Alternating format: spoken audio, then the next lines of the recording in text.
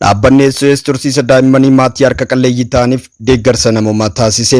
Godina Harargee Bahaanaaf Fadisitti dhaabbanni SOS tursiisa daa'immanii deeggarsa namoomaa maatii harka qalleeyyii ta'aniif sababa hongee fi hanqina roobaatiin miidhamaniif akkasumas manguddoo hirkoo hin qabneef daakuu kuntaala 111 fi zayitii liitira 750 ta'u araddoota zoonii Facaatuu 5 ta'an irraa walitti fiduun magaalaa Facaatuu irratti bakka hooggansi olaanaa naannichaa bulchaa bulchiinsa aanaa Fadis kabajamoo Aadde Soozin Maammadii fi itti gaafatamaa siyaasa paartii badhaadhinaa aanaa Fadis kabajamoo obbo Maamad Arif Abduqaadir jiranitti hawaasaaf akka raabsamu ta'eera. Deeggarsi namoota taasifame kun yeroo itti hawaasni keenya rakkoo hongeef saaxilameen midhaan akkuma faca'een hafee beelaaf namaa fi sa'aan ittiin saaxilamnetti kan nu dhaqqabeedha. Kanaaf dhaabbata kana irraa kanneen hafanis muuxannoo fudhachuun hawaasa kana cinaa dhaabbachuutu irra jiraata kan jedhan bulchaa bulchiinsa aanaa Fadis kabajamoo Aadde Soozin Maammadii. Dhaabbanni kun aanduqaa dubbachuudhaaf keessattuu dhaabbanni SOS damee Harar qe'ee Harar kan jedhamu kun DRA wajjin ta'uudhaan haala qabatamaa aanaa keenyaatiin dhugaa dubbachuudhaaf akkuma isinuu argaa jirtan aanaa keenya keessatti hanqinni roobaa bal'aatu jira jechuudha. Roobni akka barbaadamu bara kanaas roobni bara kuteellee roobni akka barbaadamu isin roobni haa ta'u malee garuu fakkeenyummaa gaarii qabaachuudhaan inni ijoo hundaaf illee fakkeenya ta'uu danda'u qabachuu dhugaa dubbachuudhaaf maaliif lammiidhaaf jirmata haa ta'u malee garuu dhaabbanni kun hanga danda'utti hanqina dinagdeessaatti argaa shan gubbaarratti deeggarsa cimaa nu godhaa jira jechuudha. Keessattuu marsaa kana keessatti abbaa warraa 500 fi abbaa warraa 159 akkuma gartan kana gargaarsa gargaraa godhaa jira jechuudha. Keessattuu xiyyeeffannaan dhaabbanni kun qabatee deemaa jiru tokkoffaa irratti daa'imman irratti jechuudha. Daa'imman keenya kun sababa hanqina nyaataatiin miidhamuun qaban kan jiran qabatee deemaa jira.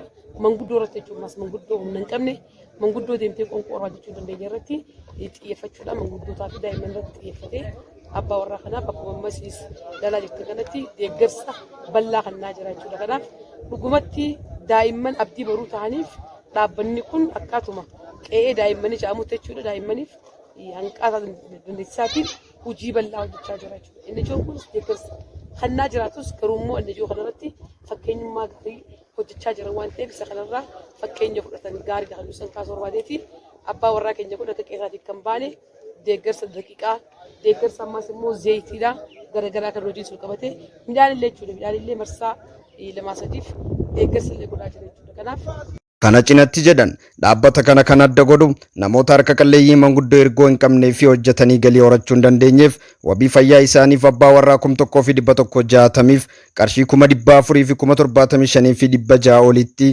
tilmaamamuuf inshuraansii fayyaa kaffalee fi kan jirudha. Haaluma kanaan sanyii filatamaa garagaraa boqqolloo, bishingaa fi ataram abbaa warraa 300 oliif kuntaala 60 raabsee fi kan jirudha. Kanaaf dhaabbata kana galataatu maleen kan jedhan bakkichatti argamuun deeggarsi dhufee hawaasa bira ga'u mirkaneeffachuun kan dubbatan bulchaa bulchiinsa aanaa Fadis kabajamoo Aadde Soozin Maammadii. Maqaa kiyyaa fi maqaa bulchiinsa aanaa Fadisiin galatooma barbaadduusan kaasuu barbaade. Kana cinaatti immaas immoo dhaabbanni kun wanni adda isa godhu abbaa warraa 1,160f inshuraansii fayyaa hawaasaa illee kafalee jira jechuudha.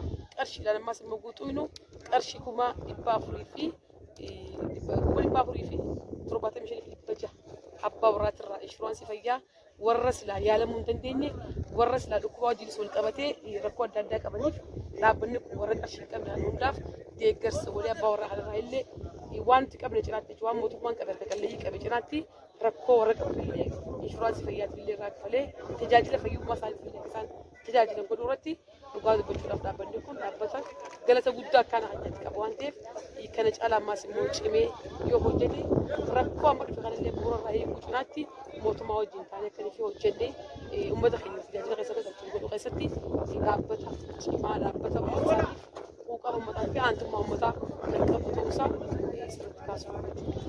Aanaan Fadis yeroo ammaa kanatti rakkoo hongee hamaaf saaxilamuun hawaasni yeroo godaansa biyya keessaaf itti saaxilame ni mul'ata. Akka aanaattis hawaasa keenya qe'eetti hambisuuf carraalee akka aanaatti qabnu mara duguugnee fayyadamnee hojjechaati jirra.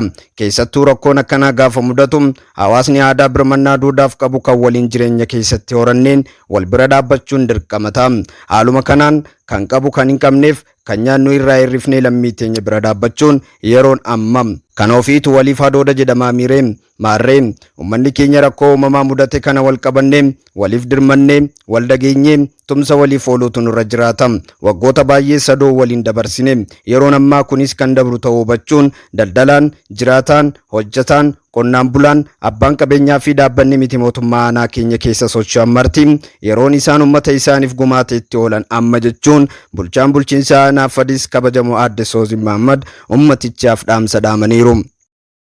Dhaabbanni kun hojii gaarii hojjechaa jiraachuu himuun hawaasa balaa hongeef saaxilame qe'ee cufee deemaa jiru kana qe'eetti hambisuuf keessattuu manguddoo hirkoo hin qabnee fi daa'ima xixiqqaaf dirmateen tumsi oolee waan jajjabeeffamuu qabu. Dhaabbatichi hojii dhaabbilee biroof fakkeenya ta'uu hojjete kan jedhan itti aanaa itti gaafatamaa waajjira eegumsa fayyaa godina Harargee Bahaa obbo Abdulaziz Abdurrahmaani.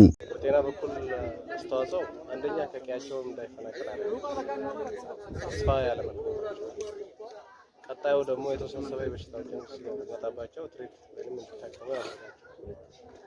እነዚህ ህብረተሰቦች ደግሞ ካለው አንጻራዊ ሁኔታ አካባቢ ድርቁ በጣም የከፋ ዝናብ ምንም ነገር ከብት ያሉበት አካባቢ በጣም ያሳዝናል። ለዚህ ሶስ ያደረገው ነገር የበረታታ ነገር ነው። ህብረተሰቡ ጋር ያለው ማስተዋወቅ ተጠቅሞ እንደ አይነት ግብረሰናይ ድርጅቶች ሁሉን አቀፍ ነው ማለት ይቻላል። ተጨማሪም እሱን ገዝቶ ብቻ አላቆመም፣ ምግብም ተጨማሪ አቅርቦላቸዋል። ይሄ ወደ ማኑትሪሽን ሊገቡ የሚችሉት ህጻናቶች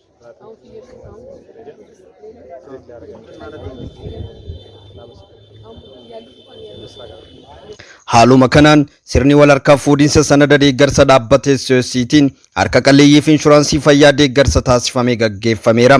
Sanadni kun abbaa warraa harka qalleeyyii 1,160 ta'aniif kafaltaa waggaa isaanii wabii fayyaa akka argataniif kafaltaa inshuraansii fayyaa qarshii 400,000 fi 75,500 fi 600tti tilmaamamu abbaa warraa harka qalleeyyii kanarraa dhaabbatichi kaffalee ta'uu ibsuun sanadicha kabajamoo bulchaa bulchiinsa aanaa Fadis Aadde Soozii Mahammadii fi hoogganaa SOS oolmaa daa'immanii godina Harargee Bahaa kan ta'an obbo Andu'aalam Geetaachootiin mallatteeffame sirni wal harkaa qeebalinsaa taasifameera.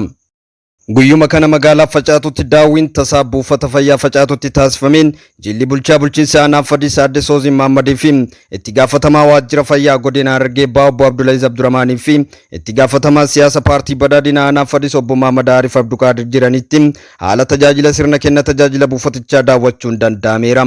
Haaluma kanaan daawwii kana haala hojii fi iddoo ciisicha daa'imman hanqina galanii ittiin turan yeroo daawwatamutti yeroof daa'imni ciisu jiraachuu dhabuu himuun sochii hojii buufaticha keessaa kan daawwachiisan hoogganaa buufata fayyaa Facaatuu obbo Hiikaa Tarfaasaa tajaajila hubannoo kennaa turreen yeroof daa'imni ciisu hin jiru yoo dhufees iddoo isaa haala kanaan qulqullinaa fi eegumsa isaa tolchinee qophii xumurree daa'ima tajaajiluuf qophiidha jedhame. Jilli daawwii tasaa geggeesse kun sochii hojii hojjetamaa jiru gaarii ta'uu himuun haaluma kanaan kana caalaa kenna tajaajilaa sirriitti kennuun hawaasa cinaa dhaabbachuutu isinirraa eegama.